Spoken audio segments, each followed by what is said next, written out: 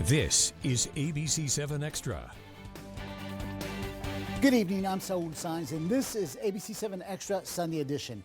If you're looking for a job in the borderland, good news. Not only are there job opening signs posted throughout our area, companies are opening businesses from one end of the borderland to another.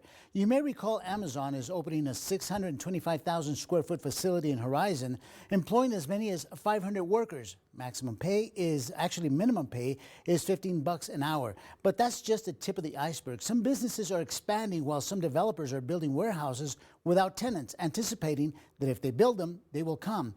Tonight, we'll ask the city just how many more businesses have shown interest in opening shop in the borderland and what sort of incentives are being offered. One area in the borderlands seeing exponential growth is Santa Teresa. Developers are building and opening warehouses without any tenants occupying them right away. But the person in charge of the business park tells ABC-7 he has every reason to believe those warehouses will have occupants in the near future. Snyder Electric already has 3 manufacturing plants in El Paso. It's adding a fourth, a 160,000 square foot facility in northwest El Paso. The new plant is part of a $100 million regional investment to increase production and speed the delivery of electrical products to customers. The company is receiving almost $1.5 million in incentives. We will produce engineer-to-order switchgear in this factory, which is not a simple product. This product is specified to customer specifications, and it has a lot of difficult work inside it. So training the workforce is extremely important, and it's important for those employees to stay with us after they're trained. And that's what's happened with the other 3 factories, and we know that's what will take place with this 4th factory. And in Santa Teresa, developers are opening what are called speculative warehouses. Those warehouses, a 625,000 square foot El Paso facility without tenants, but once completed, will be ready for any company to move in. Key for the developer building these warehouses is the area's proximity to the Mexico border. Overseeing the explosion of businesses in Santa Teresa for the past 30 years is the president of the Border Industrial Association, Jerry Pacheco. We have all the elements put together here. We have a good public-private sector relationship, good infrastructure. We have our own port of entry, which is just growing like crazy. Pacheco says that from 2020 to 2021, factory exports in Santa Teresa are up 48%. Going to do another one. We're big believers in the area and generally big believers in the lack of high-quality warehouse space in that region. Joining us to talk about all these jobs coming to the borderland is Jerry Pacheco, who you just saw in the story. Pacheco is the president of the Border Industrial Association. Also joining us is Stephen Ian Vogelweed, vice president of innovation and performance for the El Paso Chamber of Commerce. And later in the program, we will be joined by Elizabeth Triggs with El Paso Economic Development. First of all, I want to start with you, Mr. Pacheco. Economic development is exploding in Santa Teresa. How much do you anticipate will it grow by in the coming year? Well, we have 500,000 square feet of new speculative space under construction at present that should be done by the end of summer. That's on the heels of 500,000 we did last year. So within a year span, we'll have a million square feet of new space for tenants. How many more of these warehouses do you anticipate you'll be building? Oh, we'll be doing them perpetually. You've got to have space for lease if you're going to capture some business. Mm-hmm. And of course, employment would be offered there. What is the average pay for some of these folks working in these warehouses? Just take into account that in New Mexico, the minimum wage is something like $10.30 an hour right now. But most companies are paying more than that to attract talent and get people to work in their plants or their distribution warehouses. And what sort of companies are we talking about that move into these warehouses? We have metal fabrication, we have electronics companies, we have companies especially tied to Mexico's maquiladora industry. We have packaging companies, anything you can imagine to make a product and ship it. Plus we've got the Union Pacific Intermodal Yard out there, which is huge. And now our airport, we just redid the Santa Teresa Jetport, and the jetport can now land 737-300 cargo jets out there. Wow. Mr. Vogelweed, the Chamber has several projects coming up. You want to elaborate on some of them? Sure, and thank you for having me on. We have 2 that we're particularly excited about. The first is an advanced manufacturing growth initiative that we have with UTEP and the City of El Paso. And that will largely be focused on identifying advanced manufacturers who are already in El Paso and helping them grow either through business, technical, or funding assistance. The second one is an electrification initiative aimed at helping El Paso be a much more sustainable city. And that's a partnership that we're excited that we're working with GM, General Motors, the city, and UTEP with as well. The next question is for both of you, and I'll follow up with you, Mr. Vogelweed. We have a lot of job opening or now hiring signs throughout the city. What are some of the challenges that you'll have in getting some folks in those positions? We don't foresee ourselves having challenges with those initiatives because they're really aimed at capturing some of that great talent that we have coming from the universities, really at the engineering school.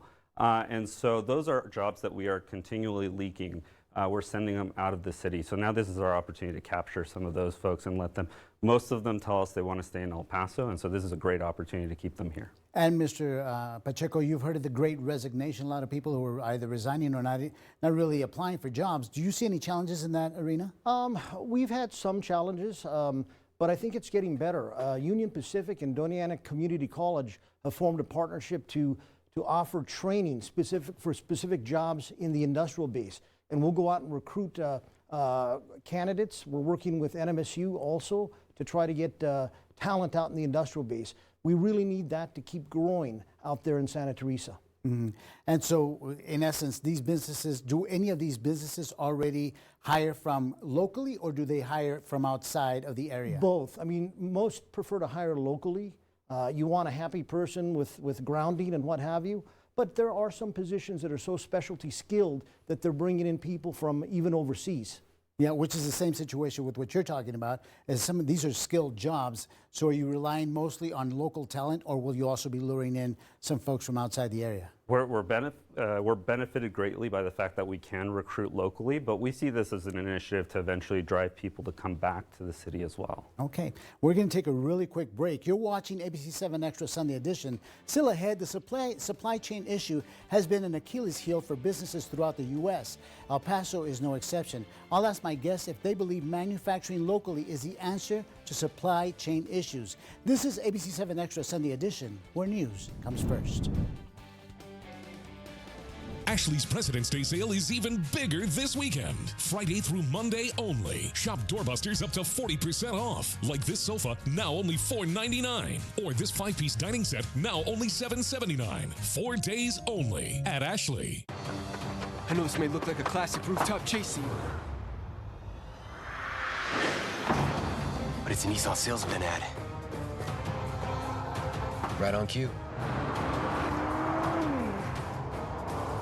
This Rogue's got more power than that CRV. Might want to hold on. Hurry in for a low $297 per month lease on Frontier. The action never ends, but these offers will.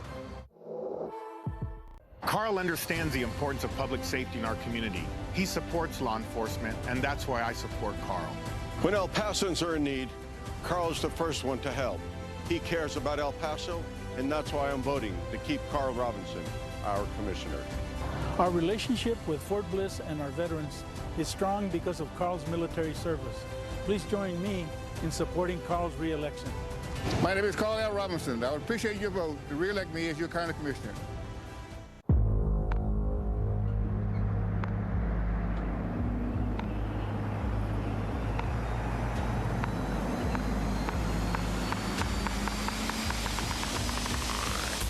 Had me an Allison 10-speed transmission. Premium features available on GMC Sierra Heavy Duty. Step up to GMC with 0% financing on Sierra Heavy Duty models.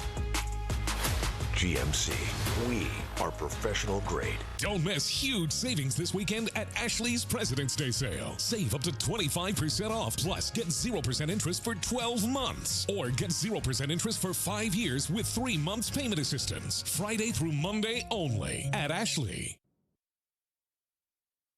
This is economic development at its best. This is where we can show that if we do the right things as a community, as employees, we're going to be able to be very successful. With the onset of the challenges from the pandemic and all the supply chain issues globally, we need to be more local. We need more local capacity, more local capability, and that's why we're continuing to invest here. Welcome back to ABC-7 Extra Sunday Edition. That was County Judge Ricardo Samaniego and Snyder Electric Ken Engel. I also want to welcome back my guest, Jerry Pacheco, president of the Border Industrial Association in Santa Teresa. Also with us is Stephen Ian Vogelweed, Vice President of Innovation and Performance for the El Paso Chamber of Commerce. Now, you just heard one of the reasons why companies expanding, they're doing it here locally because they can keep a lot of the people here. Is that one of the reasons why you're building warehouses out there in Santa Teresa so that you can keep the folks in town, A, and B, to avoid the supply chain shortage issue? Absolutely. I mean, we want to be a good member of the community and contribute and offer growth and prosperity at the individual level. But I have been preaching a long time now that we need to bring a lot of production we have in places such as Asia back here. Number one, it's a strategic defense issue. We got caught flat-footed when the pandemic hit with not having enough glove production, masks, what have you. But there's things like chips, there's components, all of that stuff that we depend on to keep the supply chain going, and we're still seeing disruptions. And everybody is saying that we're probably going to see disruptions continue throughout this year. So can you avoid that by opening warehouses here? Avoid having to rely on some of these products from elsewhere? Correct. And not only warehousing, we want the manufacturing back in North America also. Some of the projects that you all are involved with the Chamber, are you faced with some of the supply chain shortages? I'll tell you what we're hearing that's very encouraging. In talking to General Motors and others, they are all looking at ways to build resilience into their supply chain. And to do that, they're looking at onshoring as much of their supply chain as they can, which is why the work that we're doing here has been so good at getting the attention of these companies. They want to locate here because it makes sense. Yeah. And does the fact that we're so close to the border help or hinder? No, it absolutely helps. Because we have logistics here, we know how to do it.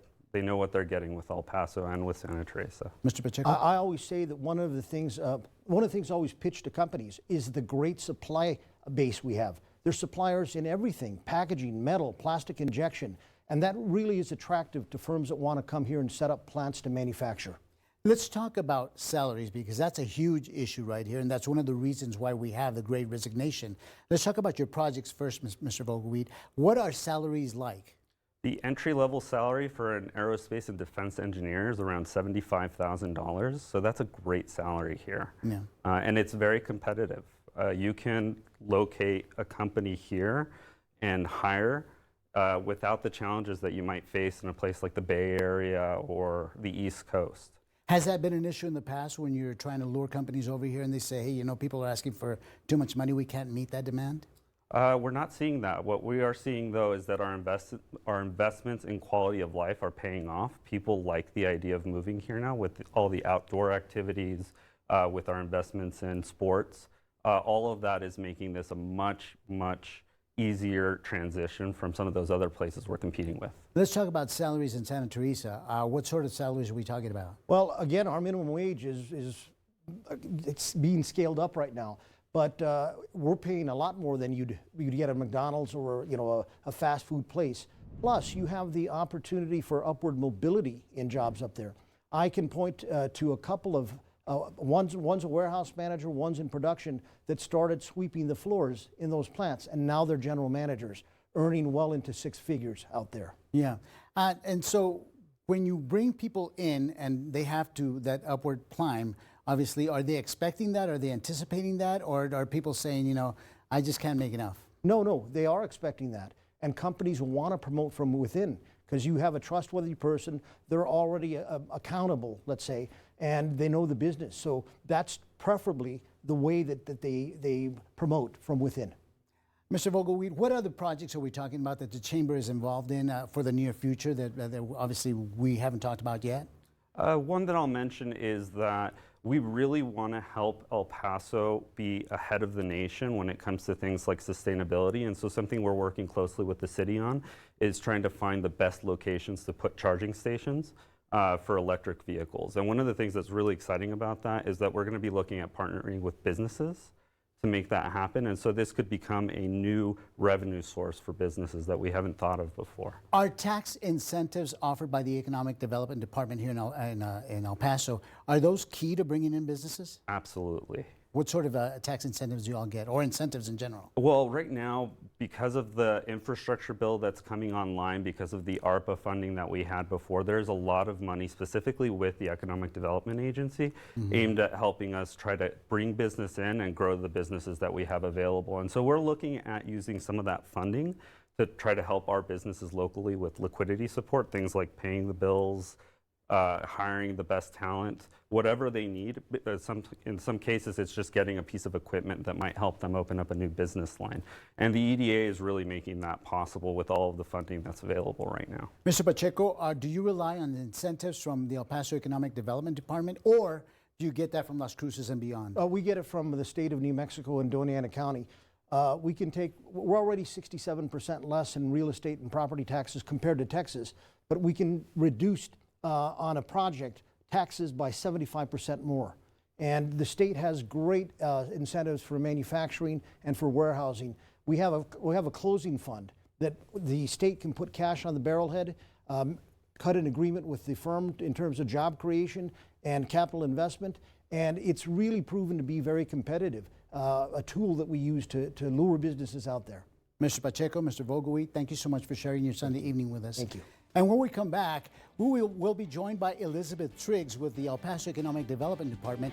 And I'll ask Ms. Triggs what sort of incentive the city offers companies to relocate or expand in the borderland. We'll be back.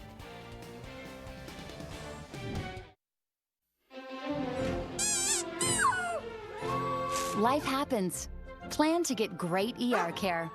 We make it convenient with several emergency locations and online check-in. Your community built on care. Hey, Josh. Yes, Mr. Lopez? Check out these camera views on my Silverado. I can see in front of me, on either side of me, so almost nothing gets past me. Understand? Yes, sir. The Chevy Silverado offers 8 cameras with up to 15 different views. Find new views, find new roads. Very well qualified buyers can get 0% financing on Silverado limited crew cab pickups. Plus, current competitive owners get an additional $750 bonus cash. New models are arriving weekly. Secure yours today. I'm Jorge Rivas, and I am humbly asking for your vote for Judge of County Court at Law Number 3 on March 1st. As a retired field artillery and JAG officer, I'm the only veteran in this race. I'm also an associate judge for El Paso, and I bring over 16 years of judicial experience. With over 23 years of experience, I am committed to treating people with dignity and respect. It's your court, and I am ready to humbly serve you as Judge of County Court at Law Number 3. That's a bag full of Whataburger's Buffalo Ranch chicken strip sandwiches. How long will you have to wait before you enjoy yours? Oh, about that long. Whataburger's Buffalo Ranch chicken strip sandwich is back for a limited time, just like you like it. Home. It's furniture, electronics, and appliances, plus a whole lot more. Live the plus life at Cons Home Plus. During the President's Day sale, get star-spangled savings, plus next-day delivery options and personalized financing. Only at Cons Home Plus.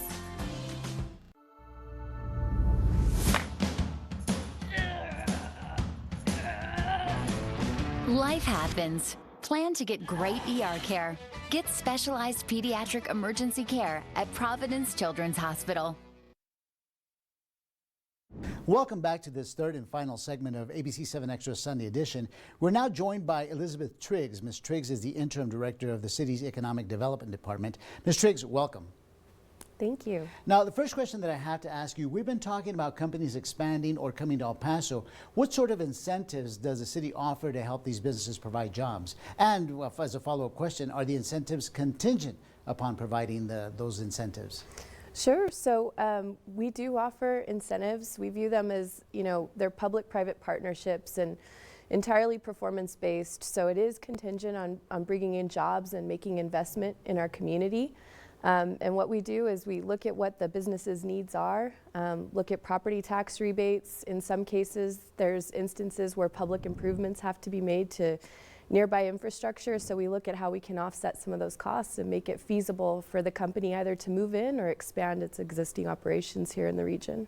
Now, in the first and second segments, we're talking about obviously Schneider Electric expanding and Santa Teresa opening up some warehouses over there. What other companies or what other projects are there right in the works right now for 2022? Yeah, I think we're really excited about Schneider Electric. That was just a huge announcement that came earlier this week.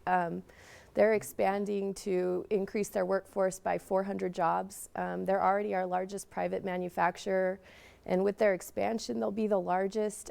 This will be their largest footprint in the U.S. So it's a really exciting opportunity.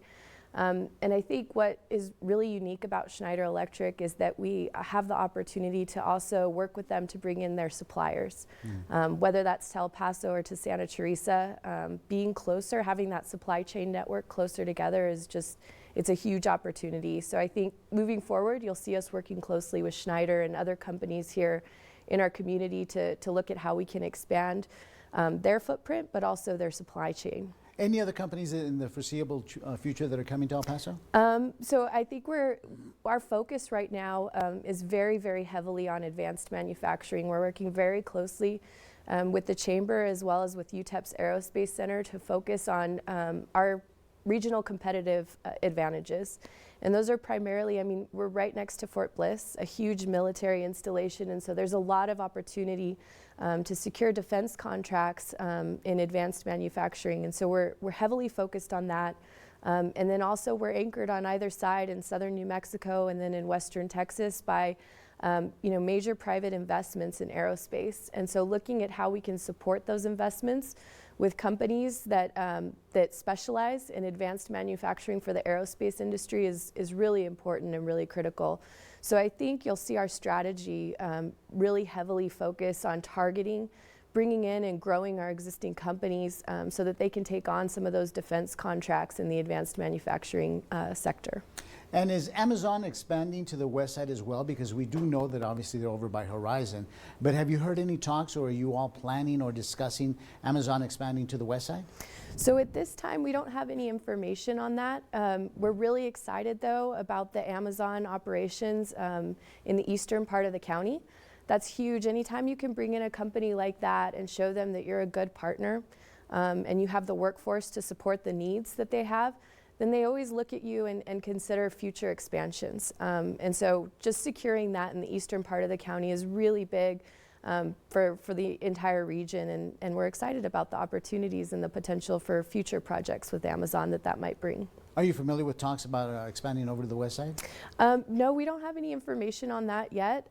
We're really excited about the east side and what the future might bring. And of course, we're always working with our existing companies to promote the assets that we have here, our workforce being one of those. And so we'll continue working with Amazon on that. When you talk to companies who are considering coming to El Paso, does the issue of supply chain issues, does that come up with, the problems that we've been having throughout the nation with the supply chain? Yeah, I mean, I think supply chain is always a concern. And so we always keep a close pulse on what our companies are needing here in the way of materials. I think one of the other things that we're starting to see, which the rest of the nation is experiencing the same challenges, is a workforce shortage. We saw with the pandemic that a lot of people retired or exited the labor force. And so workforce is always something that's really important. I think one of the benefits, though, of El Paso is that we're able to pull a workforce not only from the El Paso area, but from southern New Mexico and then also from Mexico. And I think that's one of the things that when we talk to manufacturing companies that are looking at coming into El Paso or other operations that require a large workforce, they're always very interested in what we have to offer here because it's a larger pool and it's bilingual. So I think that we do have an advantage there, and that's one of the things that we focus on as being one of our strongest assets when we're talking to companies. Those are the pluses. What are the minuses? What are some of the challenges in luring businesses to El Paso? I think El Paso its geography makes it a little bit difficult. We are very far west Texas, not close to some of the larger cities. So I think that the geography always poses a bit of a challenge for companies looking to move in. But I will say that once they're here, they see all of the other benefits, which is why focusing on expansion and growing our relationships with existing businesses is so big, because then they share the news, and then they talk with their suppliers, and that generates interest as well. I also think that one of the things that we're doing very well and really focusing on this coming year is looking at just our regional assets. Yeah, we are geographically in a remote area, but we have a lot of assets here that other communities don't have. I mentioned before Fort Bliss. That's a major and massive opportunity for defense contracts for local businesses and other businesses looking to come in. And then the aerospace investment in the region is huge. Those are very unique to El Paso, and so I think moving forward, that's really got to be a strong part of our regional strategy for economic development. Okay, Elizabeth Triggs, Economic Development with the city. Thank you so much for taking time to talk to us. Thank you. And I want to thank you for sharing your Sunday evening with us. I'm Saul Saenz, and this has been ABC 7 Extra Sunday Edition. Good night y buenas noches.